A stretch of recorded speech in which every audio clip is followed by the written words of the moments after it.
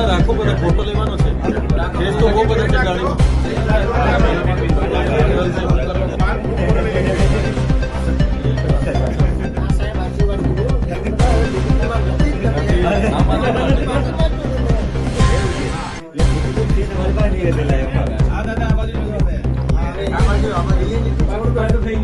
बेटे की बात मान के आखिर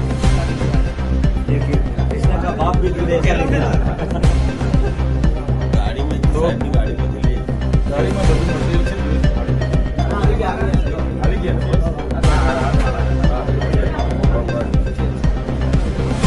फोन करा बाहर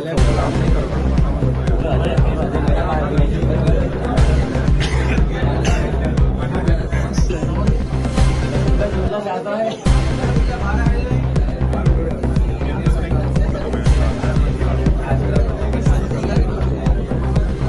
આવો બધા એક ફોટો લઈ લઈએ પછી મીડિયાને સંબોધ. આજે અમે દાહોદ જિલ્લાની મુલાકાતે છે ત્યારે એસઆઈઆરની પ્રક્રિયામાં અહીંના શિક્ષકો અને આંગણવાડી બહેનોને જ્યારે બીએલઓ બનાવવામાં આવ્યા છે તે ઘણી રજૂઆતો અમને મળી છે. એમણે કીધું કે ભાઈ જ્યારે 4 નવેમ્બરથી એસઆઈઆરની પ્રક્રિયા ચાલુ હતી તે દરમિયાન અમને ગૌરવ યાત્રામાં એનું આયોજન કરવા માટે એમની ભીડ ભેગી કરવા માટે અમને લગાડવામાં આવ્યા. વડાપ્રધાનશ્રીના કાર્યક્રમમાં અમને કામ સોંપવામાં આવ્યું બસો ભરવા માટે અને 15 તારીખ પછી આકસ્મિક 17 તારીખે અમને મિટિંગો બોલાવીને મામલતદાર દ્વારા અને કલેક્ટરો દ્વારા કડક સૂચનાઓ આપવામાં આવી છે અને ઘણી દબાણપૂર્વક કામગીરી કરાવવામાં આવે છે.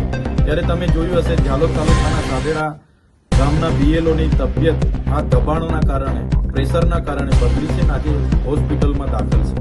ત્યારે સવાલ એ થાય છે કે આંગણવાડીઓ પર બીએલઓ તરીકેની જવાબદારી તમે સોંપો છો. એક બાજુ નામદાર હાઈકોર્ટે આંગણવાડીઓને કાયમી કરવા માટે એમને 24,600 રૂપિયાનો પગાર આપવા માટે નામદાર હાઈકોર્ટે ઓર્ડર કર્યો છે જેની પણ સરકાર અવગણના કરી રહી છે. આજે શિક્ષકો નથી, એક શિક્ષક ભણાવવા જશે કે બીએલઓની કામગીરી કરવા જશે જેવી અનેક સમસ્યાઓ છે એ આજે અમને મળી છે. બીજી એ પાક નુકસાની જે સર્વે થયું ઓક્ટોબર 24, 25, 26, 27, 28 દરમિયાન જે વરસાદ થયો આ કમોસમી વરસાદના કારણે પાક નુકસાનીનું અહીંયા સર્વે થયું અને સર્વે થયા બાદ એની ચૂકવણું કરવાનું હોય એની જગ્યાએ ગુજરાત સરકારે ફરી ઓનલાઈન ફોર્મ ભરવા માટેની ખેડૂતને સૂચનાઓ આપી. તો આ ખેડૂતો જ્યારે ફોર્મ ભરવા જાય છે ત્યારે એના તલાટીઓ એમને પહેલા દબાણ કરે છે કે ભાઈ તમે વેરો ભરો પછી તમારું ફોર્મ ભરાશે. વન અધિકાર અધિનિયમ 6 અંતર્ગત જેમને સનદના દાવા મળ્યા છે એવા લોકો ફોર્મ ભરવા જાય છે ત્યારે ફોરેસ્ટરનો દાખલો માંગવામાં આવે છે અને ફોરેસ્ટર એવું કહે છે કે હમણાં જ સ્થળ પર આવીશું જોઈશું પછી જ તમને દાખલો આપીશું. ત્યારે એ ઘટનાને આજે 20 દિવસ થયા સ્થળ પર જે સર્વે થઈ ગયા પછી ખેડૂતોએ બધું પાક કાપી લીધા અને પછી ત્યાં જઈને દાખલા લખી નથી આપતા. સર્વરો ડાઉન છે જેનાથી અમને આજે રજૂઆતો ખેડૂતો પર મળી છે. ત્યારે એમાં કોઈને તકલીફ ના પડે એ બાબતને લઈને અમારા આગેવાનોને અમે સૂચનાઓ કરી છે. બીએલઓને કોઈ તકલીફ ના પડે તો BL2 એટલે કે બૂથ લેવલના એજન્ટોને અમે સૂચનાઓ કરી છે. ત્યારે આ પ્રક્રિયામાં સરકાર જે આગળ વધી રહી છે વ્યાજબી નથી, ધોરણ કાઢે છે, પોલીસ એ લોકોને બીએલઓને લઈ આવે છે, કેસ કરે છે, એ કોઈ વ્યાજબી નથી એવું માનીએ છીએ. સાથે સાથે સાંસદ એમના ધારાસભ્ય અને મંત્રીઓ દ્વારા અહીંના બજેટમાં બહારની એજન્સીઓને લાવીને જે બજેટોમાં લોકોને શું જોઈએ એ પ્રકારનું આયોજન થતું નથી પણ પોતાને કેટલા મળશે એ પ્રકારના આયોજન કરીને જે બજેટોમાં ભ્રષ્ટાચાર થાય છે એનો અમે સખત શબ્દોમાં વિરોધ કરીએ છીએ. આવનારા દિવસોમાં આમ આદમી પાર્ટીના તમામ આગેવાનો પદાધિકારીઓ આ વિસ્તારમાં ગ્રાન્ટમાં કયા કામો થયા, કયામાં કઈ એજન્સી હતી, કોને ટેન્ડર આપ્યું, કોની સૂચનાથી ટેન્ડર મળીને કેટલા પ્રકારના કામો પૂર્ણ કર્યા, પ્રગતિ છે અને નથી થયા તો શું કામ નથી થયા અને ક્યાં ભ્રષ્ટાચાર થયો છે એને ઉજાગર કરવાનું કામ આમ આદમી પાર્ટીના લોકો આવનારા દિવસોમાં કરશે.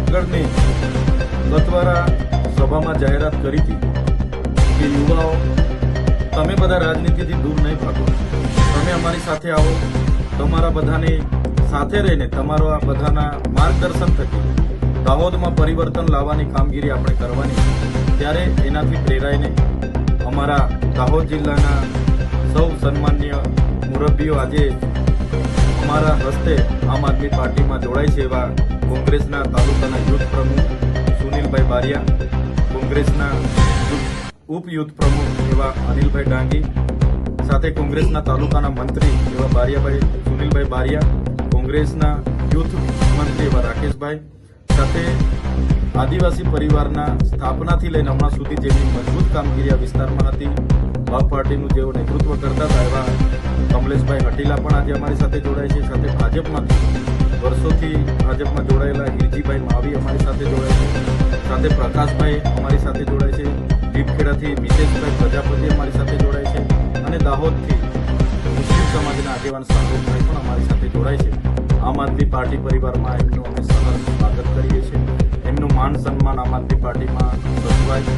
આવનારા દિવસોમાં દાહોદની જે તાલુકા, જિલ્લા પંચાયત અને વિધાનસભાની ચૂંટણીઓ છે એમાં બધાને સાથે રાખીને આવનારા દિવસોમાં નિર્ણયો કરવામાં આવશે અને એમાંથી કેટલાક લોકો આવનારા દિવસોમાં તાલુકા, જિલ્લાઓમાં પણ ઉમેદવારી કરશે અને જીતશે. આવનારા સમયમાં આ વિસ્તારમાં પરિવર્તન લાવવાનું કામ આ ટીમ કરશે. ત્યારે સાથીઓ, એ બાબતને લઈને આજે બધા સહજતાથી અમારી સાથે જોડાયા. અમારી ટીમ મોટી બની, મજબૂત બની, અમને મનોબળ પૂરું પાડ્યું બદલ સૌનો અમે આભાર માનીએ છીએ.